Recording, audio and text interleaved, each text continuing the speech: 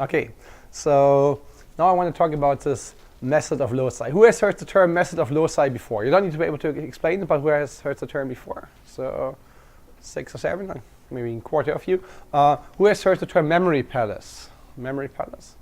It's a few more, not that many more. So for me, the memory palace is more or less the same thing as the method of loci. And the method of loci isn't exactly new. So if anyone tells you, I came up with it, there's enough self-help books you can buy that claims it more or less, that's total nonsense. It's actually a pretty old technique. And pretty old means you find it back in ancient Greek texts. And they usually have a legend, where does this technique come from? And they say it was invented, or found out, how you want to call it, by this guy. This is Simonides von Ceos. Simonides von Ceos lived around 500 before Christ. So that's some time ago. Simonides lived around 500 before Christ, and he was a politician, but also a public speaker, a rhetorician. So he was a politician, but you could also book him to give a speech for you. So if you think that's a concept Hillary Clinton invented, no, that was done 2,500 years ago as well. So Simonides gave a lot of speeches. And one time he was booked by an Olympic fighter, can say a boxer you would say nowadays, who was previously becoming famous and rich by fighting, by boxing. And then he was already retired and gave a big festival, a banquet, for his 50th birthday. So he turned 50, gave a huge party, so to say, and he booked Simonides at the beginning of the evening to give a speech. And Simonides did it like you did it around the time, by making a lot of analogies, comparisons with mythology, with mystic figures. And he compared this fighter with the two half-gods, Castor and Pollux, which should be a pretty good honor to be compared to a half-god as a human. However, this guy apparently was very, how do you say that, self-confident in a maybe not so positive way, because at the end of the speech he went to Simonides and said, well, thanks for coming, here's half the money we agreed on. The other half you can pick up from Castor and Pollux, about whom you talked half of the time anyway. Simonides said, well, we'll deal with that later. For now, let's leave it at that. But the dinner was not brought in. They brought the dinner to all the tables. So Simonides went from table to table to chat with everyone a little bit and said, yeah, enjoy your meal, did you like my speech? And just talked with everyone for a little bit and went from table to table to table. And when he was run through the whole hall, back to the front, to the VIP table probably, to take his own seat, someone serving at the event came and said, Simonides, there are 2 young men outside asking for you, if you could come outside for a moment. And he said, well, I don't expect anybody, but I'll have a look. So he went outside to look for the 2 men, which is pictured here. And these 2 men, of course, were Castor and Pollux, which were not there literally. It didn't pay him back in money, but paid him back by actually saving his life. Because when he was outside, an earthquake occurred. And that's what's seen in the back, actually a tragic event. This whole collapse, actually many people lost their lives. Simonides then realized he could help.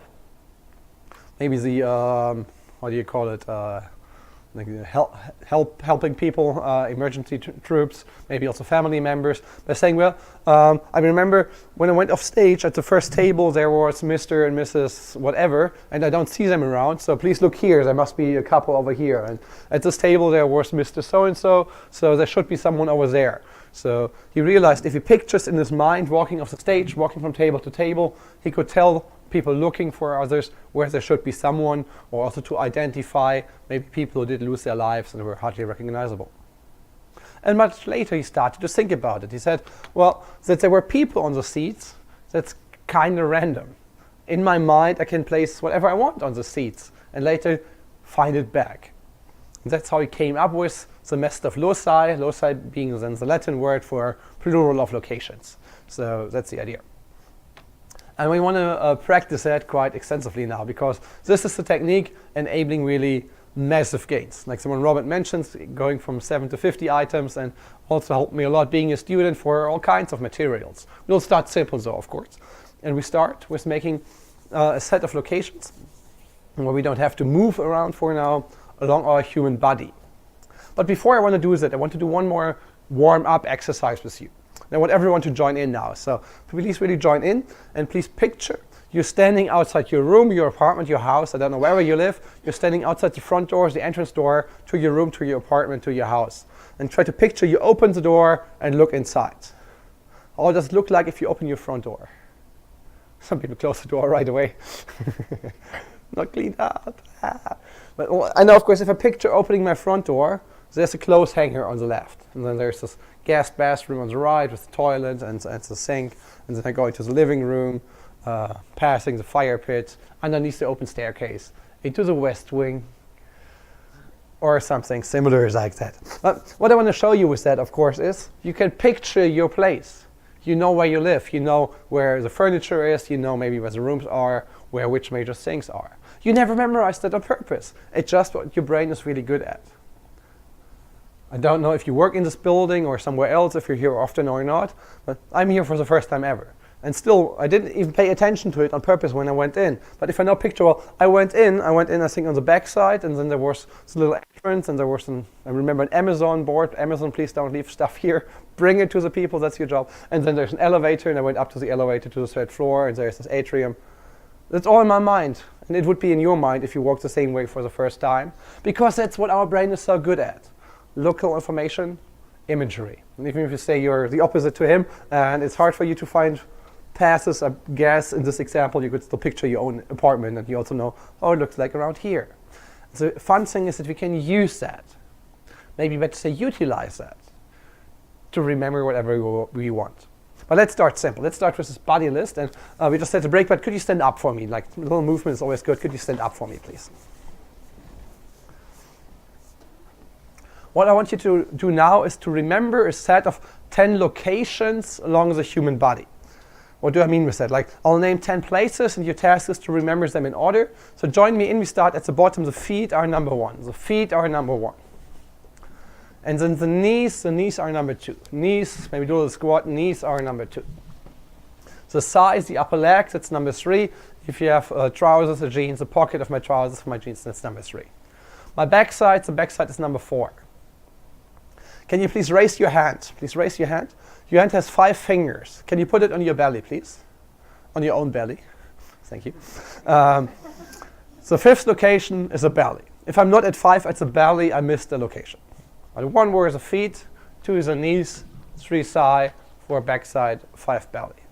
6 is the chest, 7 shoulders, 8 throat, 9 mouth, and 10 are the eyes. 5 was belly. 6 chest, 7 shoulders, 8 throat, 9 mouth, 10 are the eyes. One more time, I want to hear you. Number 1 are the 2, 3, 4, 5, 6, 7, 8, 9, 10. Okay, great. Thanks, you can have a seat. I love to say good job, well done, but everyone can do that, so that would be a little over the top. Why is it easy? Why was it no problem? It was 10 locations, that's more than 7. But well, I know how the body looks like, and that makes it so easy to name these locations. So we now have these 10 locations. It wasn't the memory training that we memorized the locations and so now we're smarter, but the fun thing is what we now can do with it. So I have 10 locations, and the order was simple because I know how the body looks like. So we use it right away, but 2 things to note, please. 2 things to pay attention to. Number 1 is the list is prepared. So sometimes when people read books or just articles about it online somewhere about this technique and being a student, they think, while I study material for my class, I have to come up with locations. Not true. The locations are prepared. That's really important. So these are really fresh for you right now. Actually, the idea is to, of course, repeat the locations a few times. So when you actually use the locations to study something, to learn something, you have no problem at all thinking about the locations. That's really important. And number 2, the locations define the order. We will now memorize 20 random words in order. 20 words, that's already quite a bit, so quite a jump from the 8 we had before. Pretty hard if you don't have any technique. Don't know if anyone could have memorized 20 words in order if I just have given you a piece of paper this morning. You already know, whatever the first 2 words are, 20 words, 2 words per location, the first 2 words go to the feet. If the first word would have been glasses, I would think, oh, that fits nicely to the eyes now, it has to go to the feet. But it's not glasses, the first two words are a moss and a cow. So how do I get that to my feet? Well, with imagery again, with a small story, with seeing something, experiencing something in your mind. So I want everyone to join in. Please join me in. Picture maybe you took your shoes off and you put the socks away and you walk through a moss. Picture how it looks like in your head, but also how it feels. Maybe nice and squishy, but also really cold outside. But I walk through this moss. And while I'm walking through the moss, I suddenly see a cow standing there, maybe chewing on the moss. So it's linked. So the cow isn't out of nowhere, it chews on the moss. So I walk through the moss, there's a cow standing there chewing on it. And from all the walking, sorry, I get a little tired. So I'm lucky there's a tree stump or something. I sit down to rest a little bit. And the moment I sit down, maybe the door opens again, and this time it's a queen walking in, and she takes a sit on my lap, but she's formal on the knees. That's totally crazy. Yes, it is. You're right. But you can picture it. And before I realize it, maybe offer the queen the seat, maybe from wherever she takes a bell and loudly rings a bell. For on my knees sits the queen ringing a bell. And really try to hear it. Is it a little Christmas bell? Is it a church bell? Doesn't matter. What comes to your mind first, that's what it is. So on my knees sits a queen, she rings a bell. What's the next location? Where do we go on? Thigh, right? So picture your thigh, your upper leg is getting really warm, really hot actually. And you wonder why, what's happening? You grab your hand in your pocket of your trousers and there's a light bulb in there, a light bulb. And this light bulb is on. That's why it was getting so warm, it's on. And how is it on? There's no socket here, there's no electricity, what's happening? And while you still look at it, a bull comes running towards you, a bull, and eats the light bulb. For in the pocket of the trousers there's a light bulb, and the bull comes and eats it. Next location is the bottom, the backside. Maybe you picture you just got up in the morning, you're a bit tired, maybe even a bit hangover. You go to the bathroom. On the mirror you see on the side of your backside a freshly made tattoo. Not again. It's not any tattoo. On your backside, beautifully colored, painted, you see Peter Pan eating a hamburger. Peter Pan eating a hamburger. And if you don't know Peter Pan, you know Peter Pan, right? If you don't know, think of someone else called Peter. Maybe someone you know or someone famous. We don't know Peter Jackson. But for me, it's Peter Pan. And he's eating a hamburger on my belly. Fifth location already, that's on my backside, sorry, on my backside. Fifth location already, that's my belly. Maybe I hear a little roaring sound. I wonder, am I hungry? Is it time for lunch? No, it's not my belly making the sound. There's a bear standing in front of me, a bear, maybe a grizzly bear, and takes his hand, his paw, tries to hit me. I step back, he only scratches me, leaving a red line on my belly for a bear and a lion. Let's review the first 5 locations. With my feet, I was walking in the moss, and then there was a cow standing there. On my knees, it's ringing a. My leg was really warm because there's a light bulb, and the bull eats it. On the back side, the tattoo of and burger. And at the belly, there was leaving a line, a scratch line on my belly. So you see what's working well. It's all these little weird images. That's what's working pretty well. Quite funny, I don't know if anyone speaks German, but in German we translate weird also as merkwürdig, which literally means worthy to be remembered. So something weird is worthy to be remembered in a couple of European languages actually. So it's quite fun, it's in there already. And that's how it goes on. Maybe you feel again on your chest, you feel little feet hitting your chest because there's maybe a miniature horse, someone is mad riding a miniature horse around your chest and you feel the feet. And you look down, maybe look down and you see, what's happening here? Someone mad riding around your chest. A little crazy image, I really try to picture it, you really see it and you think, what's happening here? Okay, what's the next location? Shoulder. So maybe you feel someone tapping you on the shoulder, and you wonder, who is it? Who is sitting actually next to me, and who's tapping me on the shoulder? So first, really picture feeling someone taps you on the shoulder. Maybe tap yourself on the shoulder, or your neighbor. Is that appropriate? I don't know. So you feel someone tapping you on the shoulder. You turn your head and you see next to you there's actually the Pope. So the Pope is sitting next to you. And he already got some pizza. He maybe got some lunch already, some pizza. So the Pope is tapping me on the shoulder and I see him, and he's maybe high, mumbling on some pizza. Next location? Throat. Throat is good. A little more difficult. The words are key and chef. So key to the throat. Maybe you feel someone taking a key and tickling you at your throat. Maybe you feel it's cold and tickly. Someone tickles you with a key and you wonder who does, and it's a chef. Maybe you're for a local restaurant. He wants your appetite to rise so he can sell you some food. When taking a key tickles your throat and it's a chef. You can stay in the food scene. Next location? Mouse. That's an easy one again. The words are love and Eiffeltower. Wow, how nice is that? So maybe for mouse, if I should picture something for love, of course I'll think of a kiss.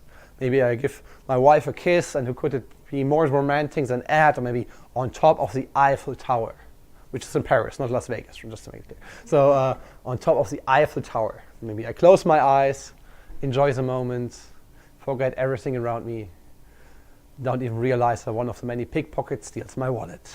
Oh, yeah. Oh, lovely. When I open my eyes, the 10th location where the eyes, I see a book flying towards me, a book. I get really angry because someone threw the book at me, obviously, and I shout, "Get this guy arrested," who threw the book at me. For book and arrest. I open the eyes, a book flies toward me, and I shout, "Get the guy arrested," who threw the book at me. Let's review again. 5th location was belly. And the words are a bear and a lion. And then on the chest you feel the mad rider. When someone taps you on the shoulder, it's a Pope eating. And on my throat I feel something tickling, key, and the chef. And it's a mouse, a kiss for love and Eiffeltower.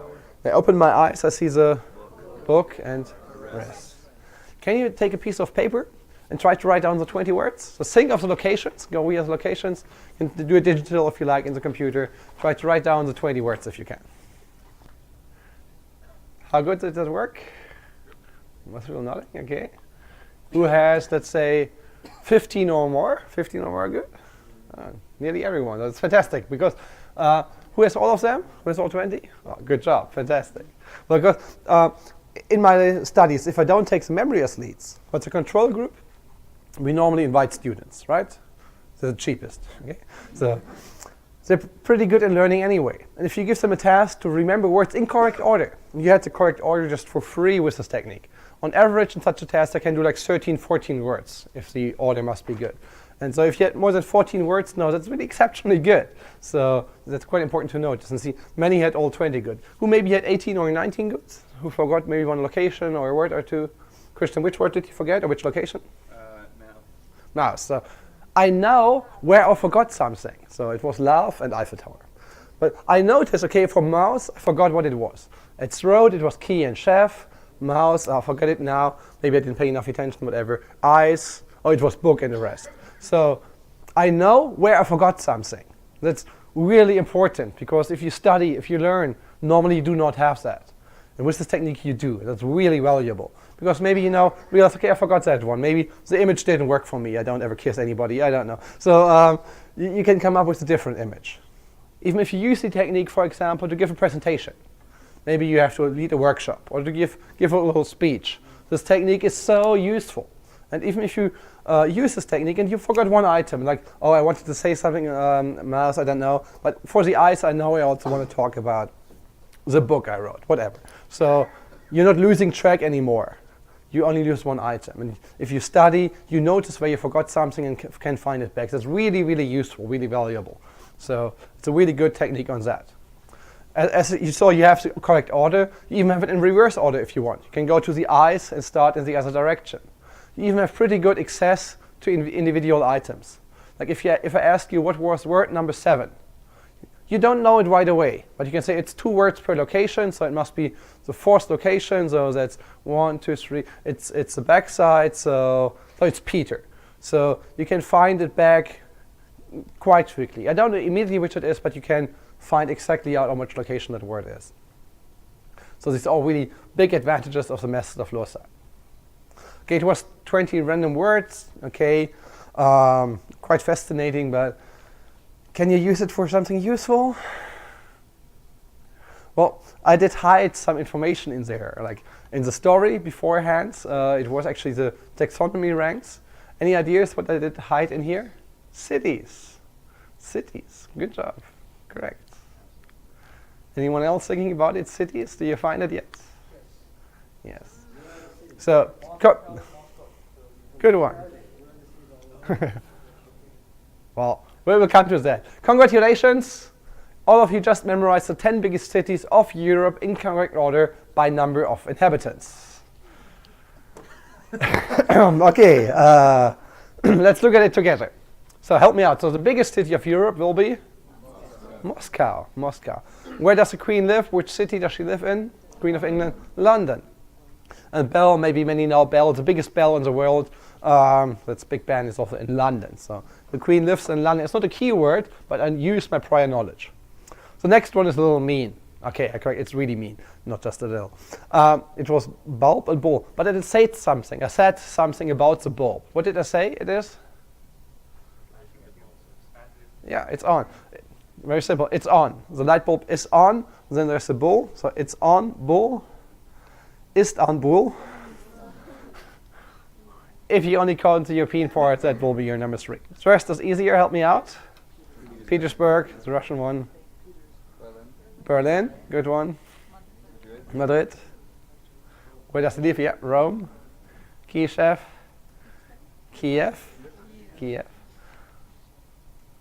Paris. And Bucharest.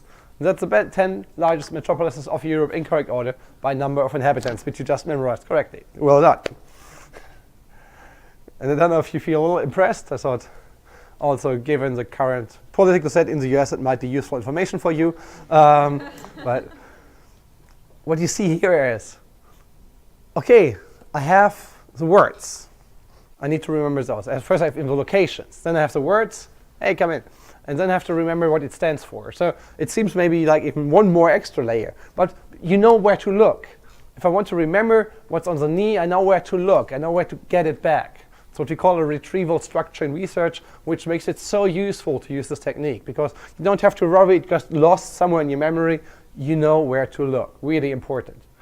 And these words, some of the words I used, it's just like far-fetched. Like is on and bull. And you know, oh, it's Istanbul. So if you know something about the city, it's good enough to take that image. If you know maybe some famous site or whatever you associate with Istanbul, that's good enough. But if you have never heard the name before, you can still use the same technique.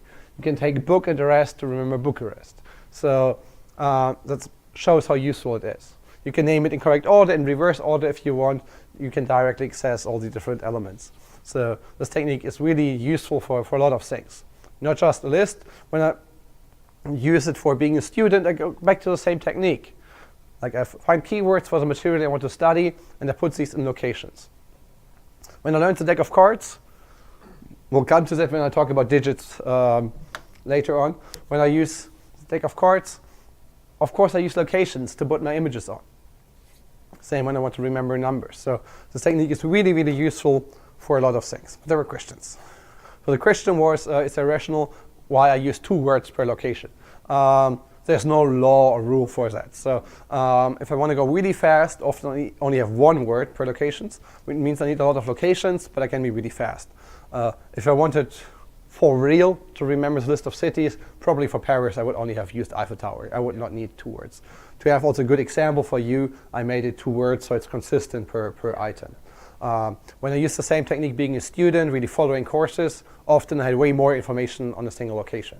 Let's say I want to study biology, then maybe a picture on my foot, there's a domain name written, and then it says king.com and it says king. So you see where I'm going. I can link the whole set of information by combining stories and locations. So that can be quite a lot. So it differs quite a bit. When we want to be really fast, it's very little per location.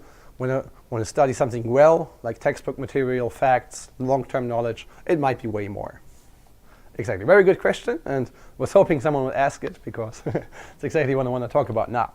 So I can use exactly the same technique for the deck of cards, which I don't care about tomorrow. So maybe I can show in in a while that I still know it. Amy asked me in the break if I would still know the cards, and maybe I can demonstrate later. For sure I still know the cards. So because I use the locations, I still know them now. But I will not know them in a month because there's absolutely no use for me. I will shuffle them later maybe and that's gone. But I study useful information and I want to know it in a week, a month, a year from now. I'll use the same technique. I have to do one more thing though. There's one thing I have to do with the material if I want to remember it, let's say, in a year. Would that be interesting? What else I have to do with it? Yeah, you already got it. You have to repeat it. Yay! Yay! But it's the only way to help to get it really in long-term memory and over time. It's already in long-term memory, so correct me on that. But if I want to really remember it in a year, I have to repeat it. But, and that's a really important but, I come to your question, Katie, later. It's a really important but. There's, in my opinion, a few things, at least many students and even memory researchers sometimes get wrong about it. So if I say here you need to repeat it, I think you can do that really smart, and then it's much less work than you think. And to repeat something in a smart way, for me, means two different things. The first thing is, I don't repeat it by reviewing it, but by retrieving it. Let me say that again, because that's really important. If you review something, it does pretty little to make the memory more durable. If you retrieve it from your own memory, the effect is much larger.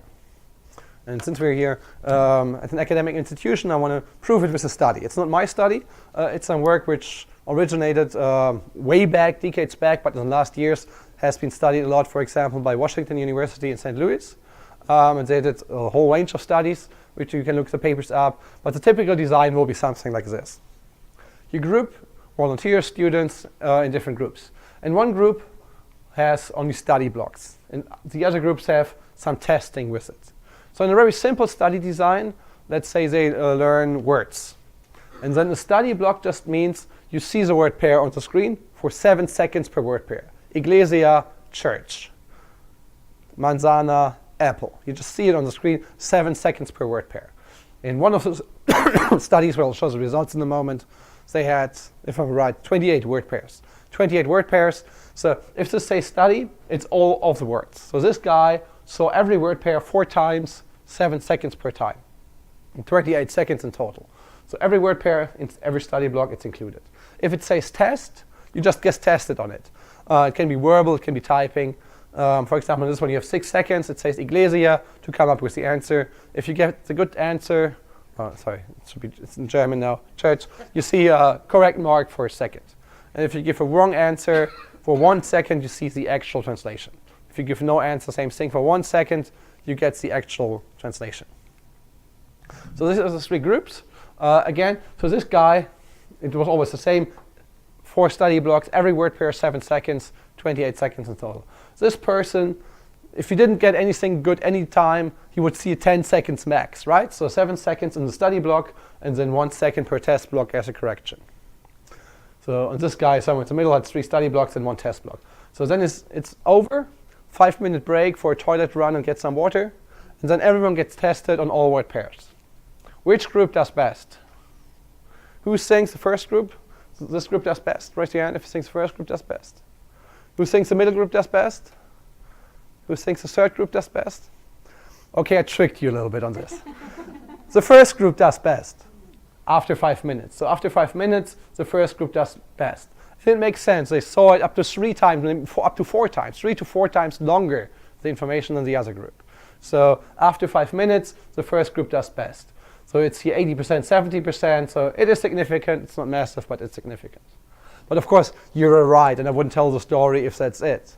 They come back a week later. We invite them back a week later and test their memory for the words again. And then it looks like this. That's the testing effect. It's not for 5 minutes, it's for over time. This group forgot, it's not 0 here, it's broken, it's for 40%. This group forgets half of the words they knew after a week. And this group hardly forgets any of the words. And that's the testing effect. It takes a bit of your time, so maybe at the beginning you can encode less, but you remember it well more over time. And this has been replicated over and over, also with way more complex material, not just with word pairs. And it's a really robust effect. So that's really important to note. Yeah, Robert. What about the partly sensory learning? What do you mean? I'm not sure. You know, in the beginning you showed sensory memory. Yeah. Is that what's possibly feeding into that a bit? I mean, the left graph. Yeah. I don't think so. I think sensory memory is too fast even for that. There's a 5-minute break in between, so that shouldn't. You don't see it back in your eye. I don't believe that's what's happening. It's certainly more targeting what we still call a short-term memory. It's like more like the neurotransmitters changed. You have like kind of more like a recognition memory. You can pop the word back now, but it didn't get really encoded. While the actual testing seems to change that. I mean, they still do a lot of research also in St. Louis, for example, to find the neurobiology behind it back, and we're not there yet. We don't know really what's exactly happening. Trying to investigate that. It's not my research, but we also have a group in Nijmegen studying that, and as I said here in St. Louis, it's a pretty big team working on that. They're still competing theories what's actually happening, but the effect is really clear for sure. And if I now think back to the memory technique, to the method of Loci, to the buddy list, it's perfect for that, because you can just go through your list and check your items. If you ride your bike home, it costs so little effort. Even while biking, you don't get into any dangerous situation if you just check, do I still know who sat on my knees and which city was it at the belly? You can just retrieve it for yourself easily, and that works really well to do that. And then the question, one moment, is how often do I need to do that? And there's again different things coming back into that. I claim if you do 5 repetitions on this material, 5, not more, you will still know it in a year from now, the whole list with all 10 cities. If you do the repetitions in the right moments in time. And that's important, because the first repetitions you need to do really soon. First repetition, I recommend after an hour. 1 hour later, first repetition. Why so early? Isn't you still know it? Well, exactly, otherwise you couldn't retrieve it. You still need to know it. So first repetition an hour later, let's say same day at least. Also because maybe Martin, for those of you who want to listen to us tomorrow, might address that, because sleep is so important for memory consolidation. If you retrieved it back the same day, again, we don't know exactly what's happening, but it seems to be marked to be better consolidated, to be better replayed during sleep. So same day repetition, really important. Next repetition, next day, still very early, an hour a day. So in a week, gets longer already, a month, half a year. An hour a day, a week, a month, half a year. If you do the 5 repetitions, I'm confident you will know all 20 words and the 10 cities a year from now. I admit, of course, it depends a little bit on what you're learning, right? So if you study something complex, if you said, yeah, maybe I want to pick up Chinese learning again. If you want to remember the words for a year, probably you need more than 5 repetitions. So to remember my Chinese words, I needed to see them more than 5 times in a year. Okay, I admit that. The other way around, if your best friend tells you, hey, I'm pregnant, she doesn't need to repeat 5 times, right? So once is good enough. It does depend on the context. It does depend on the context. So, but this is important. Yeah, you had a question. So for those who didn't understand the question, it's like, how many different sets can I have on the same list at the same time? And it's like I scripted this because if this question wouldn't have come up, I would have said, normally when someone asks this question, because it's a really important question. And your observation, your idea behind it is true. It would be totally confusing if I now say, it worked so well, lunch isn't here yet, let's do 10 more cities, we go back to the feet. No, at the feet I have moss and cow. I can't easily put something else there now. That would be confusing. That would be interfering, right? And that's totally true. But I can still have different sets of information on the same location. And you said something very important at the end. You said at the same time. We cannot together reuse the buddy list now to remember 20 different words, because this list is really fresh now. The set I used to remember playing cards, I cannot put other cards there now. That would be confusing. I wouldn't remember which card belongs to which set.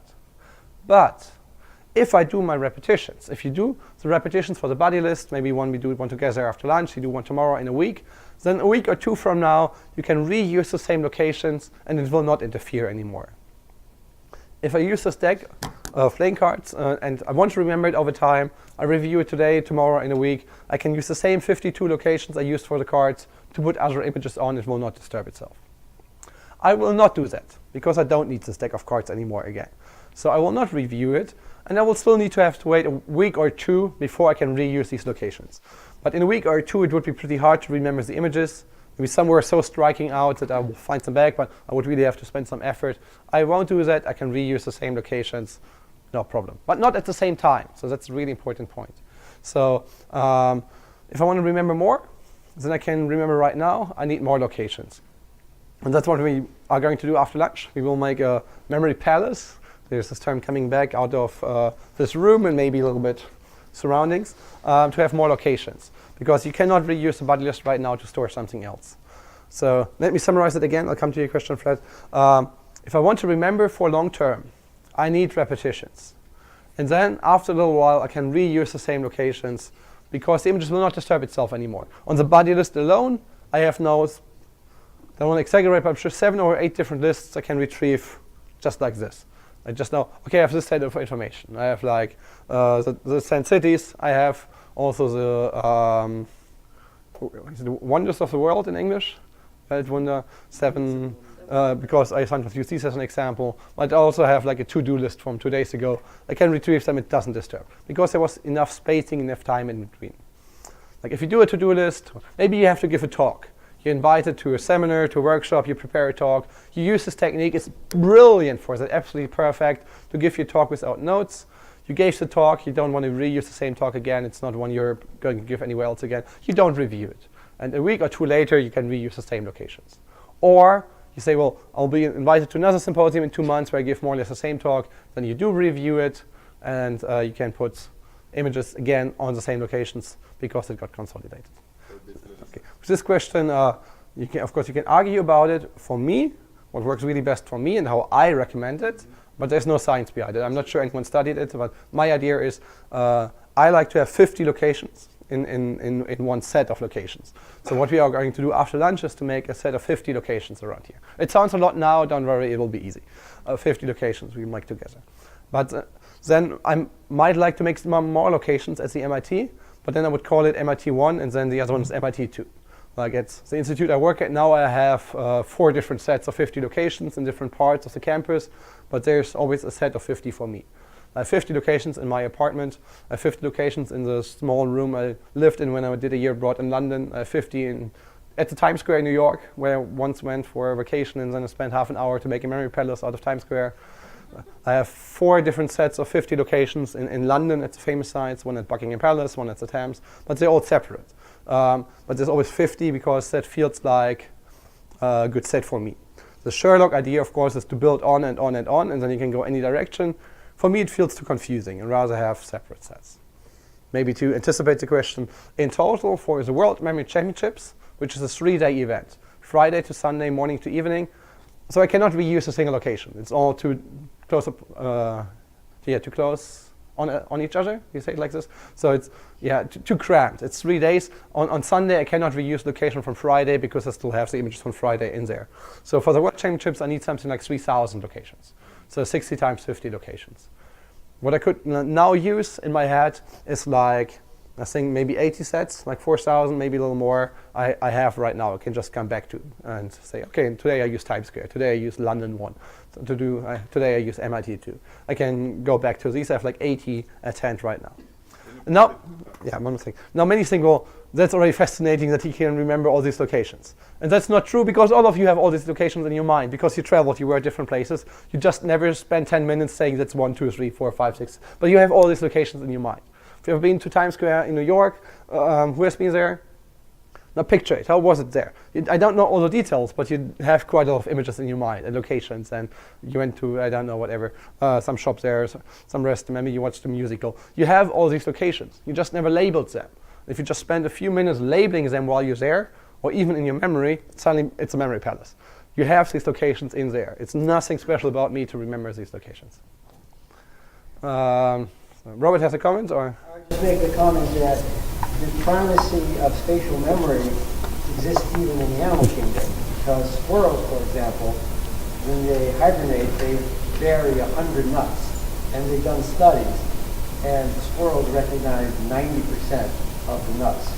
So they recognize 90% spatial locations in their mind. So there's obviously some reasons why spatial memory is natural and not robust. Yeah, in 2014 there was a Nobel Prize for physiology for place cells, right? Place cells are grid cells, which probably has a lot to do with that. So it's a symposium. Robert also was in Berlin. We had the director of the Max Planck Institute in Leipzig, who is one who found grid cells in humans, and does a lot of work in that. And he has a whole postdoc with PhD students just working on the idea how the same mapping thing is also used to map cognitive knowledge, to map knowledge, and presented it there, and it goes back to the same thing. Yep. So these names don't have any order because it's random. You met one person at 8 o'clock and another at 10. The question was, how can you systemize using this idea? Because you don't know in advance over the day in real life when is information coming in you want to remember. But I still follow my memory palace in order. The order maybe doesn't make sense because it's random if I first met Barton and then Charlene or not. But I can still put it on locations. And then this would be my system for the day, kind of. That I choose this memory palace I use today and put the information on there. But then again, if I was a student, I would predefine a whole set of locations for a course. Like if I followed a course, a specific course, studied physics and computer science first and did masters in both and then did my PhD later in neuroscience. Like for a course, I predefined a set of locations. And then when the professor, whoever gave the course, had a slide, I would use one location is one slide usually. And then at the end of the course, even if it's over a few months, I would knew for every slide, maybe not all the details, not everything that was on there, but at least 1 or 2 or 3 keywords which I put on the locations. And then when I now read information about it, I can see maybe, okay, there was a list in there, or an algorithm, and I should really know that one. I can memorize that on top somewhere else. But I had the whole structure of the course in my mind, everything that was presented. And when I now read about it, I know where am I? Okay, I'm in step 80 of 300 for that course. So I have a kind of cognitive map for all this material. I can just plug information in there if I need it. So for this on-the-fly knowledge you described, I usually have for the day kind of a set of locations I could just rotate through. Just actually not that many. It's not that much that comes through a day like this. And for planned learning, like being a student, I prepare it. Like when I go to a scientific conference now, I usually also prepare on the way there which locations I want to use.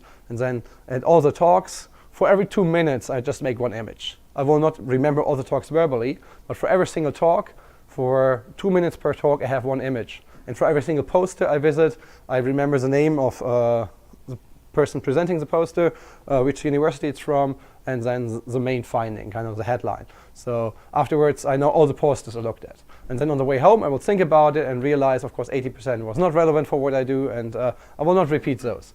But those, I think, well, this is really something I should follow up on. I will then review, or still, of course, make notes. Of course, I still make notes and use my tools I have for that. The question was a system for repeating. I want to talk about some tools at the very end. Also, if you want to go on, if you want to train your memory with techniques, I'll show you some tools for that. And there's some nice web pages. For repeating, there is coming up a tool which is open source and free for computer, Mac, and so on. And if you want to have a mobile app, they charge for that. And it's called Anki. It's like the first name, Anki, just with an I at the end, not an E. So that's their webpage, Anki. And this helps you to remember when to repeat something. And like, for example, for language learning, like my Chinese repetitions, I use this tool. There's a pretty smart algorithm behind, so it's not my 5 steps. One size fits all isn't true. So this one, when you remember something, you have to grade yourself. How well did I remember it? Was it easy, okay, or hard, or did I forget it? And then it calculates when you see it again. So a pretty smart thing, some good science behind it. So I use that one for that purpose. Then it was Katie first. Are there qualities of memory narratives that are stickier, like make a story stick better? Yeah. Presumably, like you mentioned, like physical sensation in a lot of the little stories that you were telling us. You mentioned like characters, action. Like, what qualities should we be trying to pack into these visuals?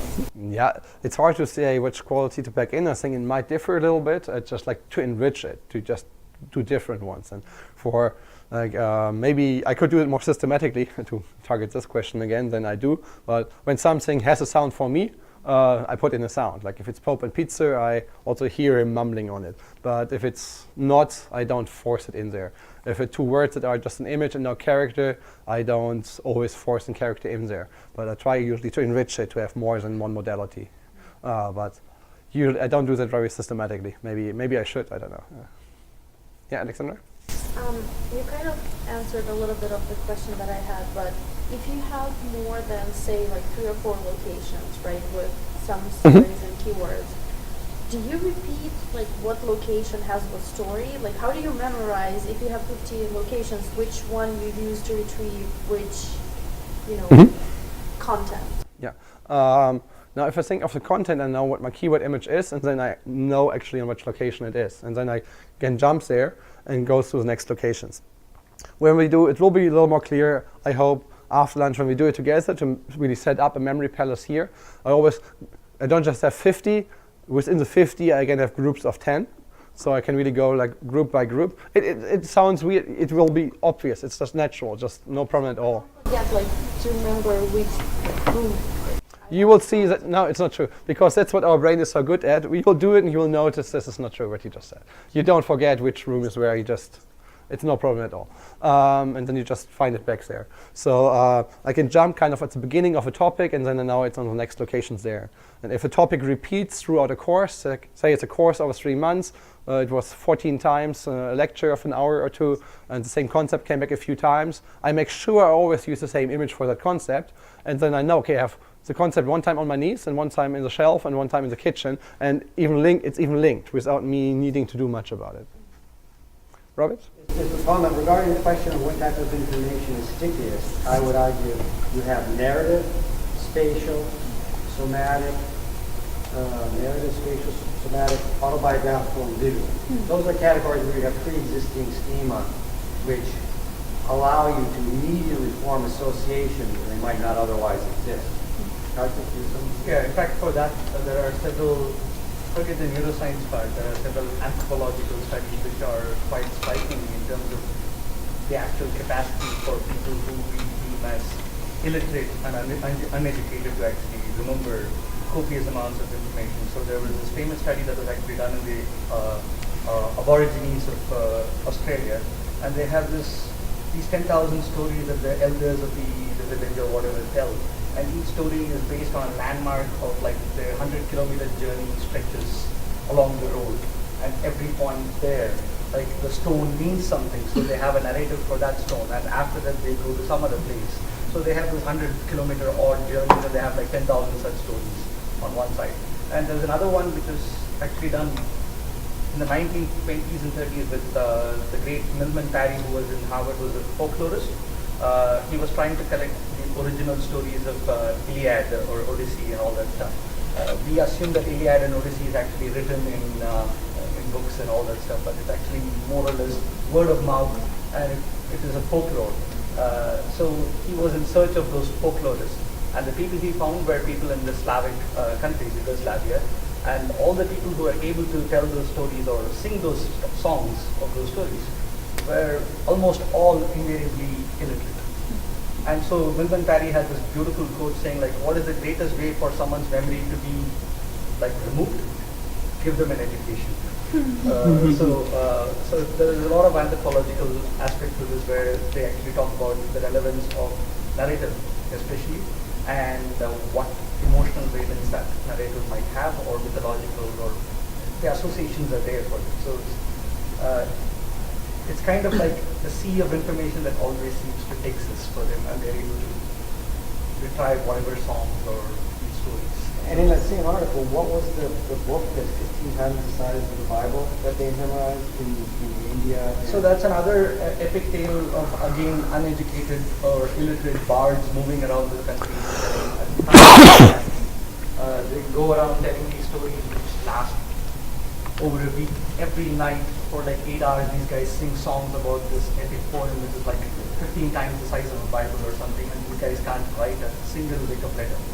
But then they could recite the entire, whatever, 60,000 line canto or poem or whatever that is, without any interference in their memory, and they're able to do it perfectly well. And someone actually sat and actually made a note of like whether they made any errors or not. They're like, except for like some dialects and all that stuff, dialect to like changes in accent or something. This person was perfect for an entire week. I think how previous people like to like teach this way, or everyone has not. Like everyone has his own idea, or actually they're like teaching some method, like treatment, or like every single person without education is able to come up with. I think it is more the case that there is some kind of a system in play, because it's usually the elders telling the stories to the younger people in the village or something like that. That's usually how it is. So they kind of pick it up as an education or a lesson in that sense. So it's not like individuals coming up with their own schemes all the time, but that's also useful, I guess. But there is also a sort of structure built on top. So I don't know the exact answer. This is more an anthropological thing. Yeah. Interesting observations.